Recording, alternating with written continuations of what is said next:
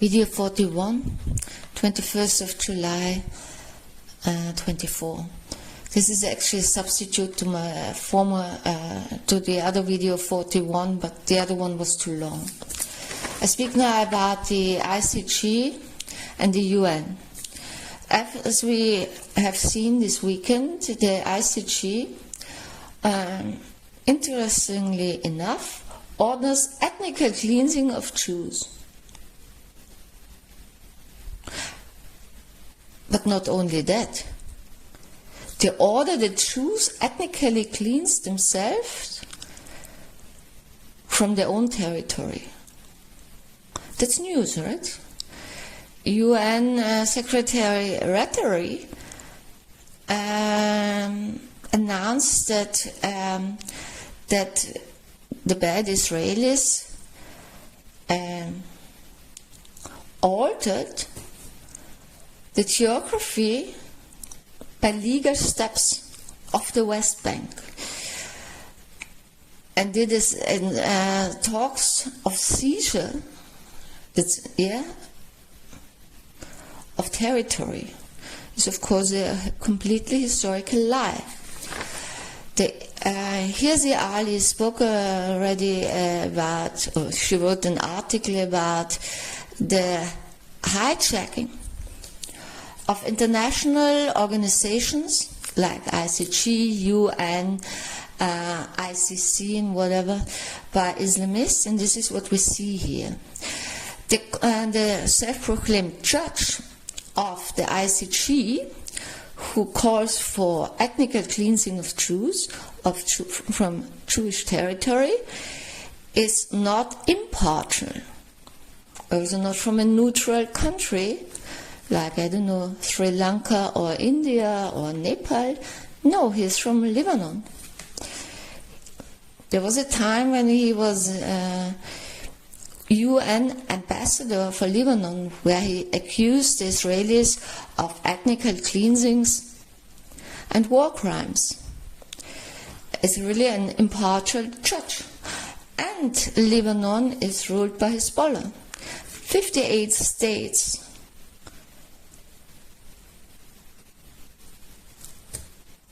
call Hezbollah, because it's true, a terrorist organization, aiming, financed and founded by Iran, destroying northern Israel. They want to destroy Israel, like Iran.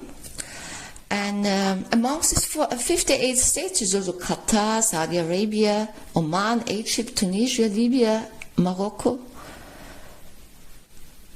Sudan, even Qatar. And so Nawaf Salam, this judge from Lebanon, is from a Hezbollah-ruled country. And let's see now if this claims that Samaria and Judea and Gaza are not rightful Israeli territory. Let's talk about it a bit. There is a law, international law, it's called Uti Possidetis Juris. It's applied when a country is new founded or becomes independent. It was also applied, for example, for Ukraine. And in case of Israel, it's the independence. And what does this law mean? It means that the borders of a new country or an independent country are accepted internationally, or fixed, you can say, in the lines of the territory in the time of the foundation of a new country or the independence. Okay? In Israel's case, it was the line, there was the partition of British mandate Palestine. So over 70% became Jordan, and there till the Jordan River, and between the river Jordan and the Mediterranean Sea, it became Israel. And that included Samaria, Judea, and Gaza. And then, this is also something I didn't know also. Yeah. I gave you in my first video a whole history of also the immigration of Muslims in this territory under the British rule. I spoke about it a lot. But this utis positatis juris I also didn't know. So, what happened to Samaria, Judea, and Gaza? Jordan occupied Samaria and Judea from Israel, and Egypt occupied Gaza. These were the occupational forces of Samaria, Judea, and Gaza, Egypt and Jordan. These occupations ended when Israel recovered their territories in the 6 Days War.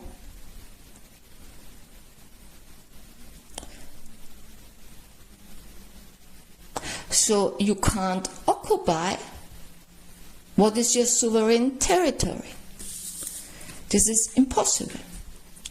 And that's why there is no occupation and there are no settlements.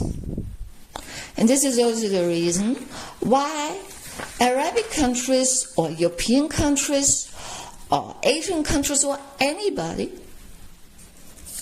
can tell the Israelis what to do. Because, and I say that also to Sheikh Mohammed bin Zayed, Emir of Abu Dhabi, the president of the UAE, who spoke 2 weeks ago or 3 weeks ago. I will repost the video I made about it here in the description, where he went to China and spoke about the two-state solution. Also, MBS loves this theme. And there's also Norway and Spain and Japan.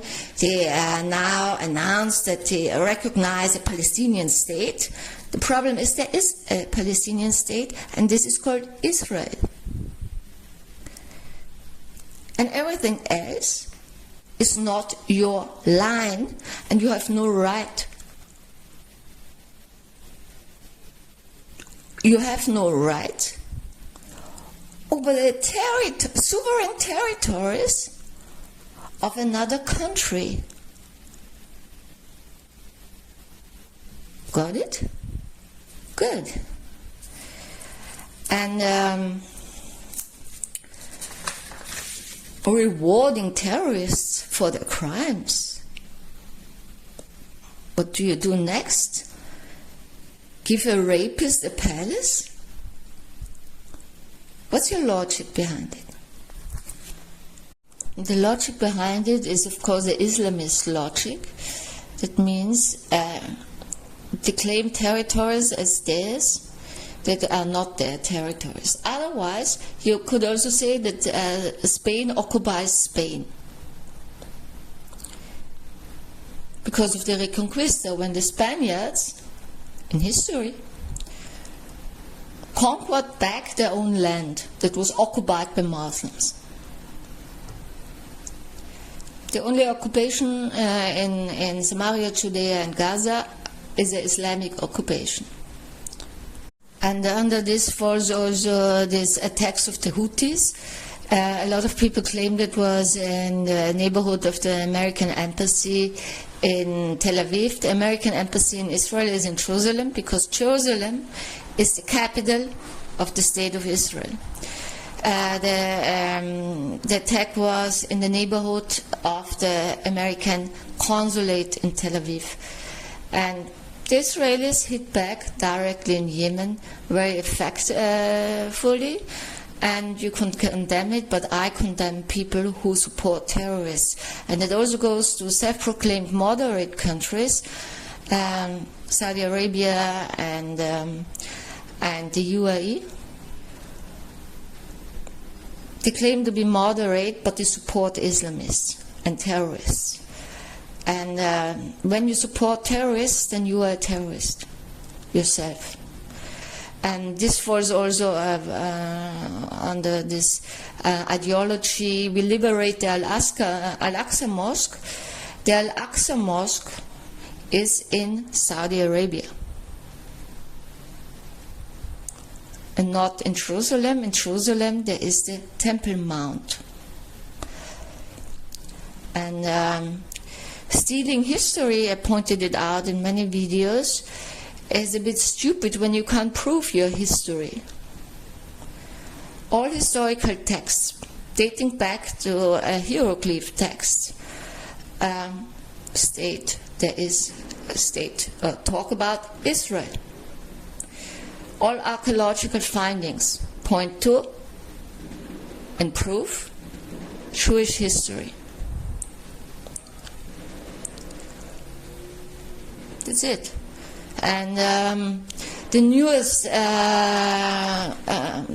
atrocity, I saw it today and I laughed a lot about it, so I don't withhold it now, because a good laugh is worth a lot.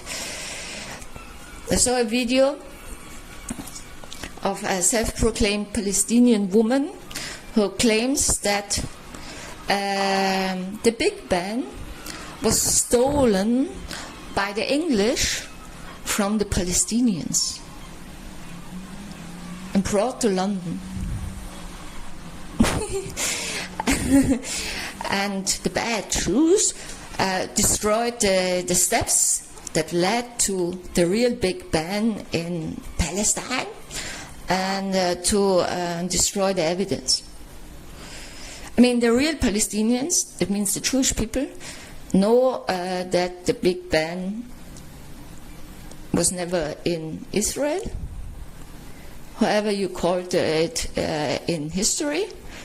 And it's just, it shows that these people also don't have self-respect, because why would you destroy and deny your own history? These Muslims in this area are from other Islamic countries. And why should an Egyptian deny his own history, or a Saudi, or a Moroccan? That doesn't make any sense. It just doesn't make any sense. You can't steal history, and it doesn't matter if the whole uneducated world believes you or not. I mean, of course, this is now an agenda to hit on Israel. It's part of the whole agenda. I spoke about it in many videos, and it works because most people are not educated. And they also don't want to be educated. Of course, you can liberate the Al-Aqsa Mosque and fly to Saudi Arabia and try to do some terror and there, but the Saudis will hit you hard, and because they don't accept it.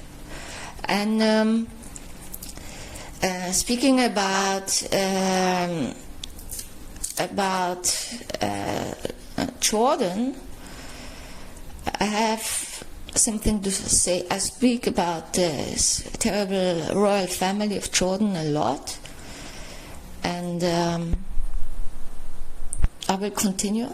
I follow now a Jordanian guy. His name is Sam Dabaye on Twitter, and he makes videos, some in Arabic and some in English. And the one in English, I posted it in the description of the last video. He addresses the Israelis, and he says, "Okay, I understand the frustration of the Israelis." And then he also criticized the Jordanian queen. I spoke about her a bit. What I read about her is that she claims to be a Palestinian, which is of course a statement of incitement, because she is not Jewish, of course. Yeah, she's Muslim. So where is she from? I don't know.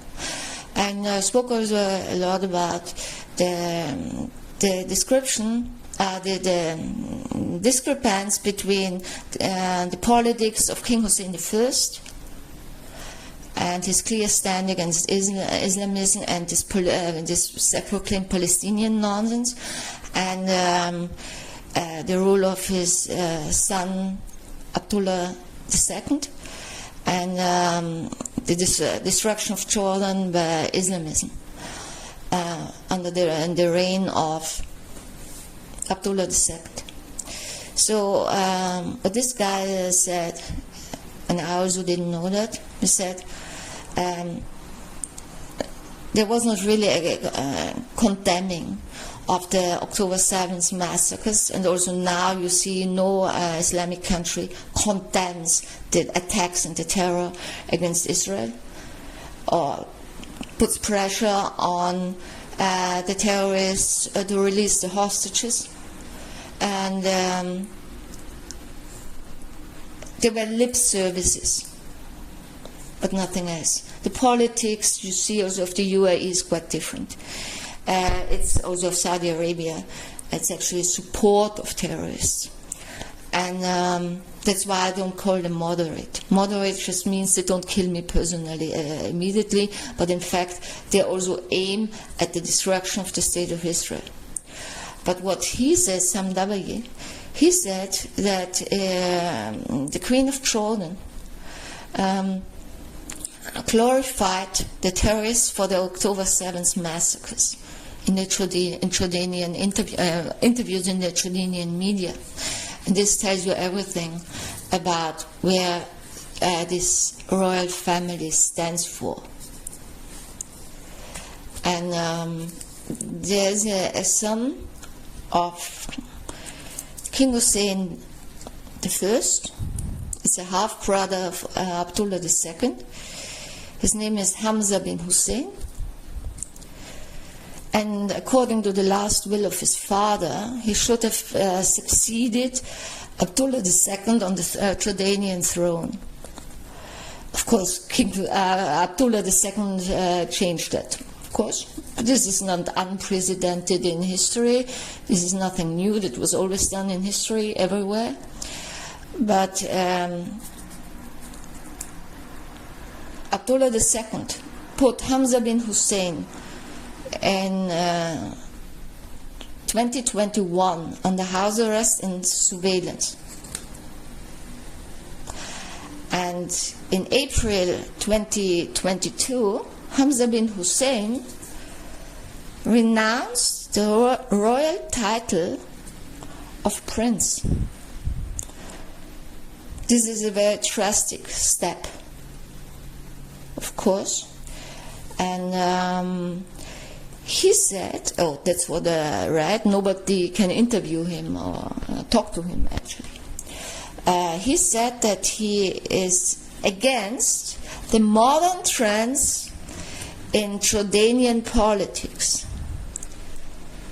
I find it quite interesting.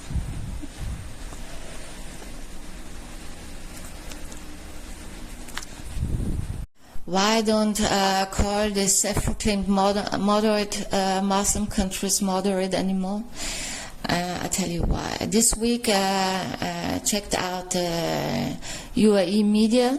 I checked out nationalnews.com or .ae, I can't remember. It's called National News, because I wanted to see if it's true that the Crown Prince of Dubai, Hamdan bin Mohammed, was announced Deputy Prime Minister. Found out they have now 5 Deputy Prime Ministers. What for? I don't know.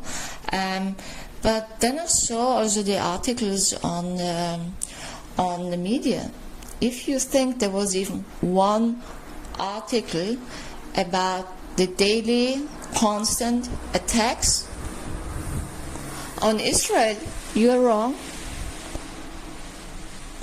Not a single report on the attacks on Israel. And this from a country that signed the Abraham Accords. They're not reporting facts, but they report on the poor kids in Gaza. Based on, of course, propaganda media, generated by artificial intelligence or directly from Gazawood. The website is called gazawood.com. They debunk all these Gazawood lies. In the propaganda, they also use photos from victims of the Assad regime, victims of Daesh, for the non-Muslims here, it means ISIS, victims of earthquakes in Turkey, because, sorry, there are no war crimes committed by the Israelis, so you have to produce artificial material, and this is quite interesting journalism, of course, because journalists should actually report the facts. And for a journalist, bad news are good news, because it's business. But they reported on a terror attack in Oman at a mosque, which I found quite interesting, because the terrorists shouted death to the infidels, and doing a terror attack at a mosque in Oman. It doesn't really make sense to me, and so my condolences to the victims of this terror attack in Oman. To stay on the topic of the UAE, in the UAE, I always have the feeling they're very deeply involved in this whole transhumanistic agenda, or you can call it Great Reset, or what you ever want to call it. BlackRock, UAE, BlackRock, China, artificial intelligence. I spoke about it in the last video, and also I posted an interview with Whitney Webbs. She's an investigative journalist, and she also put it out quite well why, let's say, this global elite, and I haven't figured out how much Russia is involved in it, but of course also China, needs a third world war. And because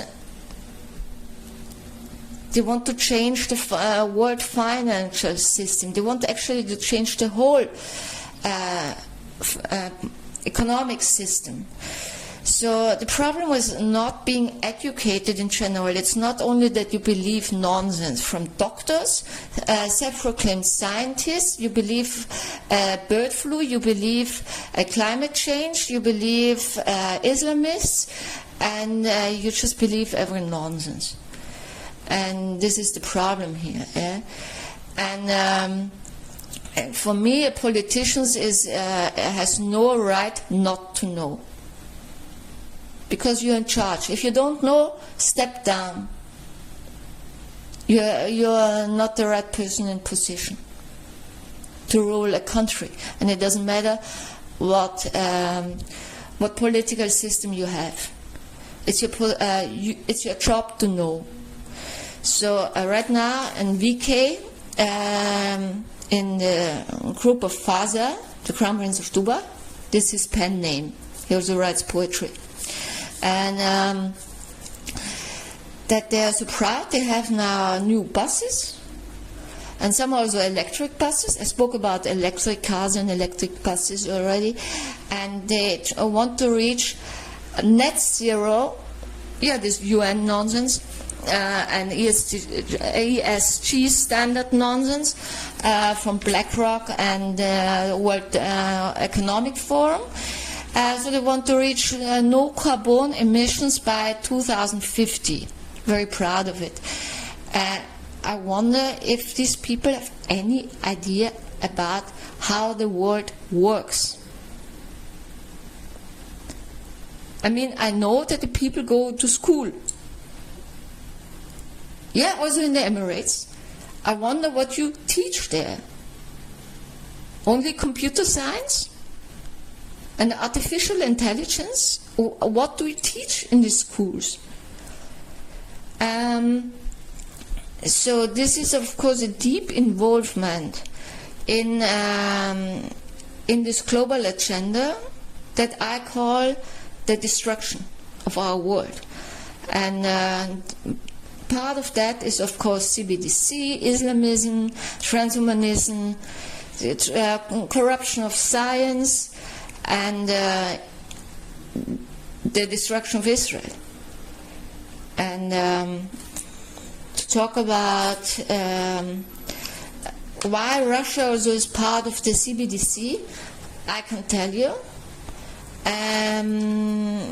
The Russian government puts out that that the CBDC will never replace cash money and is only for business. I don't know. I don't trust any politicians anymore. But they also are part of this hate propaganda against Israel.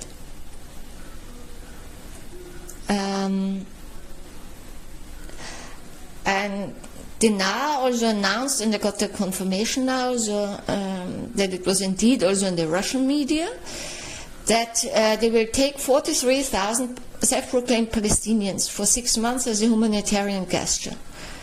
And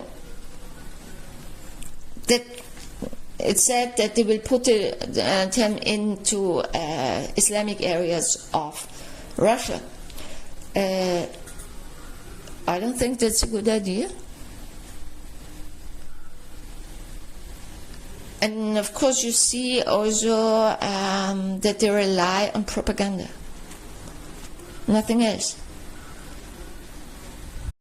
Before I turn to other political topics, I speak about a bit now about the history of the abuse of science and medicine for control and power.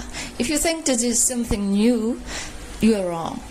I know about Europe, and because I know the history of European, traditional European medicine. And so this is actually what the church did. You have to understand that Christianity was altered in the Roman Empire to a deeply sexist, anti-women ideology. And Christianity was spread in Europe to people who actually already had religions, they didn't need it, by the sword, by murder, and by rape. And in Celtic and Germanic societies, first of all, women were not second-class human beings. There was naturally, by natural means, medicine that included birth control and abortion. So actually, women were in charge over their own bodies because it were a female body is a woman's body. It belongs to somebody already. You don't have to teach a woman what to do with her own body. So actually the doctors knew about birth control, knew about abortions, the right way of doing birth, labor, to treat people really according to 1,000-year-old medicine. And it happened. I will talk later about antiquity also. But what the church didn't want, or what the church wanted, they wanted to seize control over the female body, and that's why you had this demonization of abortion, the demonization of birth control. But rape was fine suddenly. Yeah. Rape was, of course, completely fine for them. It never happened. It was a crime everywhere. Also under the Viking society, in the Roman society, and in Judea, the kingdoms of Judea and Israel, rape was a crime because women were worthy members of the society. And you see also now this is a war on women now. And so that's why the witch hunters and whatever were a tool to persecute doctors. Nothing else. That was a persecution of doctors. And that's what we have also now in this corona nonsense. The last two really famous doctors who were murdered were Rashid Butta and Luc de Montagnier. And an Austrian doctor who had to flee from Austria, already 21. So you see also this abuse of science and this suppression of science. It means also a free science. I posted in my last video a video on climate change. This climate change nonsense is a means of power and control. And as a scientist, you need funding from the state, and they only fund you when you produce results they want to have, according to their ideology. And this is done also in medicine. That was done with HIV, but it's not new. This is what was already done in the Middle Ages. And what was not according to the church ideology was persecuted. I mean, I read now an article that the church were actually not behind the witch hunts, but that did come later, in the later medieval times, not in the beginning of medieval times. And for example, this whole idea of infectious diseases is a myth. I made a whole video also on wait, I have to close the window, on the virus myth. This is completely not fact-based. This is not science, and also the idea of infectious diseases. And when you go to school in Europe as a child, you get hammered. You get the Black Death myth hammered into your head. And why I talk about the Black Death? Because on this myth of the most disastrous infectious disease in history is based actually everything else, and also the fear of people to die of a disease. But there's not, people put out it was from rat fleas, that other people put out that it was bacteria or whatever. But when you read chronicles or old texts, or even, I don't know, I read a book of about the life of my favorite philosopher, Michel de Montaigne. He lived in the 16th century near Bordeaux. And so it was also time of the Black Death. And his best friend died on the Black Death. And he sat on his deathbed holding his hand. Holding his hand. The whole household was there. Wife, children, servants. Nobody got it. Nobody got infected. So how can that be? And it doesn't matter how much you read about, how many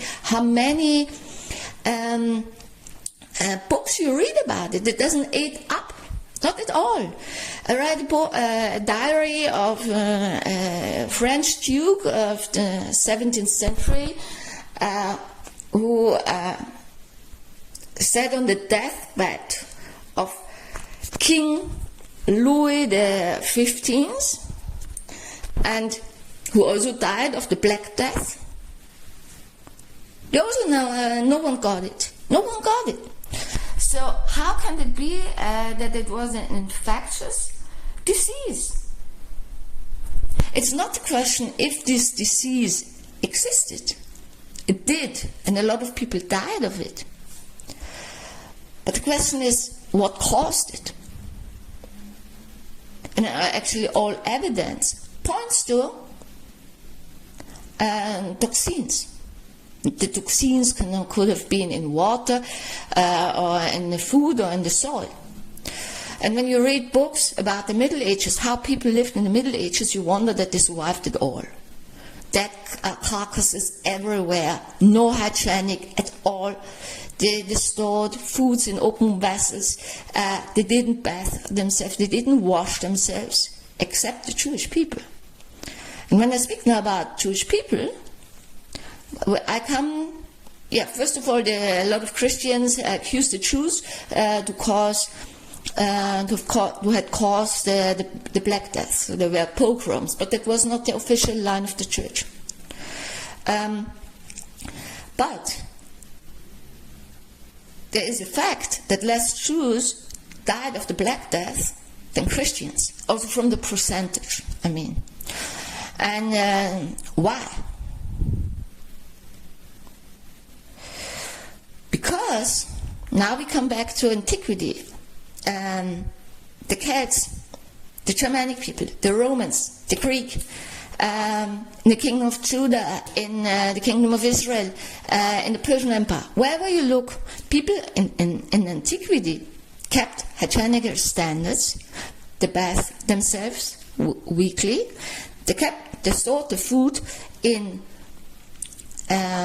closed vessels, and they went to real doctors. And in the Middle Ages, what did the church do in Europe? They forbade bathing. And this time it was public bathing because you had to carry the water, and it was not from bathtub, exactly, from the tap. And the church deemed bathing too erotic. So they forbade bathing. They forbade the people to bath. I mean, is it crazy? Have you ever heard of anything like that? And when you read texts from antiquity, you find no evidence of deadly diseases or epidemics. Nothing. Not at all. And it doesn't matter where you look. Didn't mean that people didn't get sick sometimes. This is part of life, that you sometimes catch a cold or whatever. This is nothing special, it's part of life. But I deeply believe this is, and the most evidence points to that, this idea of infectious diseases based on the Black Death is a myth. And I have a video about it, where also this myth about viruses. It's a good power and control tool. Make the people afraid. The problem is, if you don't get educated, you believe every nonsense. And then you believe a doctor. I don't believe a word a doctor says. It must be reliable, and he must be able to prove what he says. And the most can't. It's just a belief system. It replaced Christianity.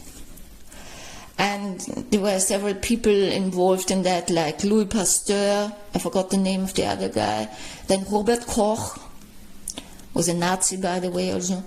And that's why I talk about the Black Death. So science was always, medicine was always abused for power and control. For example, when soldiers brought syphilis from North America to Europe,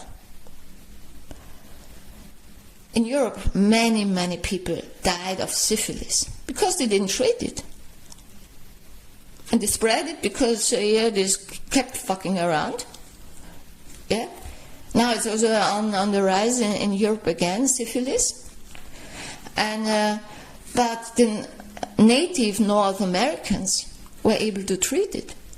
But the church forbade the American treatment of syphilis because the Native Americans were not Christians. It reminds me a lot of nowadays medicine. Yeah? And many laws in the pharmaceutical sectors are still based on the persecution of the real doctors. It means that worked in the line of traditional European medicine, as what the European Union forbade already 2 years ago and last year, were healing plants. So you see it's all based on this anorganic medicine that was installed and invented by the church in the Middle Ages in Europe, which is not fact-based and evidence medicine. And this is done now. It's a good business for Big Pharma, and they don't care if it helps or not, or if they kill you with it. There's also this wonderful documentary, it's called WW3. It's the connection between measles vaccines and the rise of autism in children.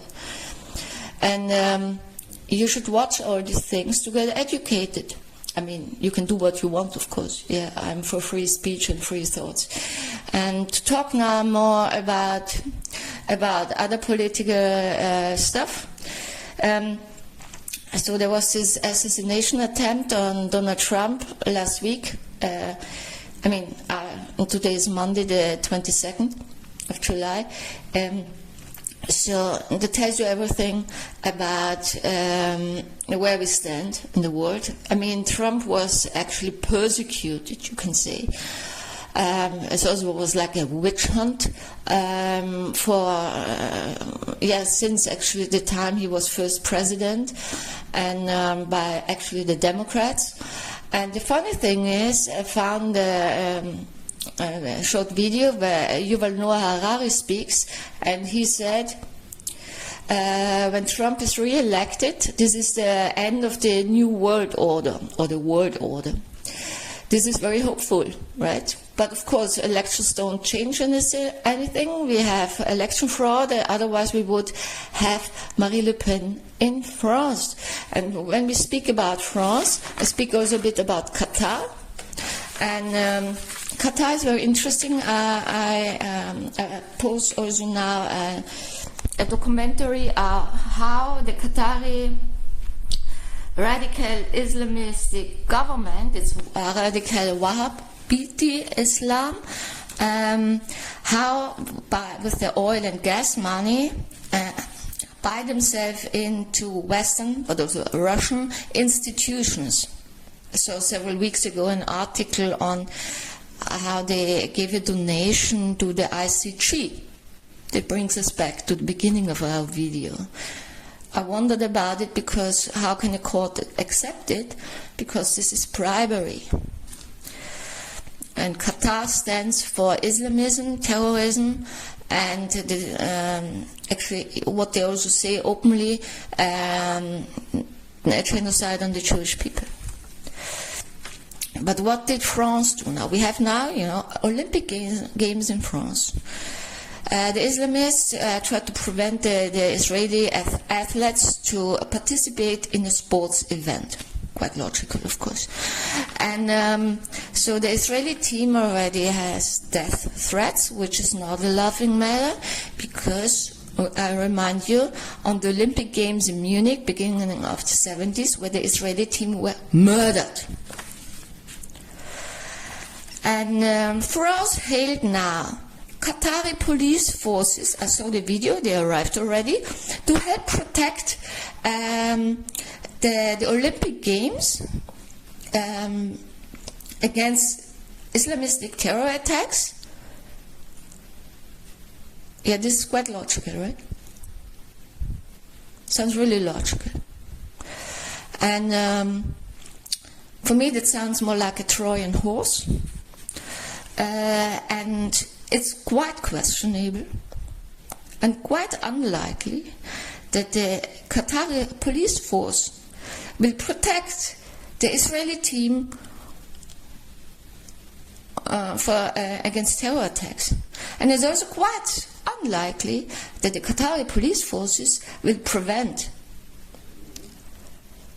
terror attacks at all, also on other teams. This is the logic of macro. And that's it for the moment. P.S. I didn't follow the thought that while less Jews died of the Black Death, and why it's connected to antiquity, because Jews, of course, kept the halakha, that means the religious laws, and this is based on the Talmud, and the Talmud is, of course, from antiquity. Yeah, this is over 1,000 years old, and over 2,000 years old, and that's why Jews always kept hygienic standards. I forgot to put it also out verbally. PS actually also wanted to say something about the war against women. I mean, the war against women, like in Christianity and Islam. I mean, we see now Islam is obviously still in the Middle Ages, but obviously the Europeans are also quite in favor of that. The war against women is, and of course children, but also animals. I talk now about rape. It's also the rape denial. The rape denial is also connected to anti-Semitism. Jewish women can be raped, and they are not victims. And if they say they were raped, they lie. I posted videos in the description. It's called rape denial. So this is an old thing. Jews don't have human rights. Yeah, this is of course connected to national and Nazi ideology and a socialist communist ideology, and but the war on women in general is on. And it's also legitimized also by European churches and courts. This rape is a crime against another human being. And it's one of the worst crimes you can do. And when you also see videos of these people who do that, you wonder if they are mentally sick. I mean, this is, and I also don't say that all Muslim men are like that. I also know people, and they are not like that.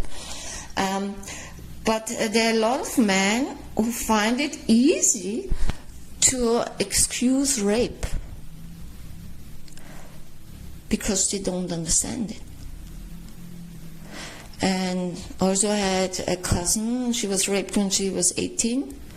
She never recovered from that, and she committed suicide because this is a vital crime and there's no justification. And also raping children, it destroys them for their whole life, also women and also animals. And I saw a video yesterday where a guy rapes a car. And I wonder if these are mentally deranged people. If this is what you want to import into our civilized world? And also no persecution. I mean, rape a car, it doesn't hurt the car, but raping animals, raping children, raping women, and no persecution. It's a joke to give a guy half a year for that. Should be shut away for his whole life. Never get out again. There's a danger to our society. And in the same time you have this Catholic, radical Catholics, also in the resistance movement, who scream against abortion. And this war against women is also from the wokist side, where the women-only spaces, like bathrooms and changing rooms and gyms or whatever, are to protect women from violent men. And now all these wokists have suddenly the right to enter women-only spaces. But these are mentally ill men and not women. And I haven't figured it out now, what's the ideology behind the war against women. War against women also, always means war against children. But if I've thought about it and found a solution and for this question, why this global agenda actually persecutes women, then I will make a video about it. But at the moment, I don't really understand it.